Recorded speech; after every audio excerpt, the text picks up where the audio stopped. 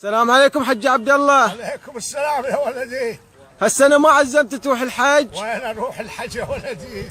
وين اللي يروح الحج هالسنة يبقى له مهر عبله، لا اله الا الله. كل مقاول طالب طلبه 1800 دينار 1900 دينار. هذا وين مسكننا هناك في قصر بلقيسي او ايش صاير؟ كل هذا على الغلا.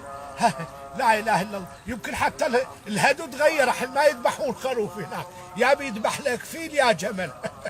لا ابوي اترك عنه هذا. ما من وين لي بيزات 1900 صار الله ما يرضاها. هذا بروح خلاص. انا نويت اروح عرفه عند الحسين، اعرج عند الحسين. بس العراق كله تفجيرات من داعش وهاي. وايش عليك من هالهرار فاحش ولاحش ابوي. الحسين زيارته غير، واذا رحت عند الحسين هناك غير ابوي. ولا بتفكر ولا تحس انه في تفجير وعفسات، والفوته واحده. يعني لا بتموتي هناك بتموتي هني، الا كلها جمزه. ناتيك زحفه سيدي وتالت تروح هناك تخافي ابوي. اذا طلع المهدي ما بدك تقعدي اياه على مكتب، يعطيك سيف تحارب.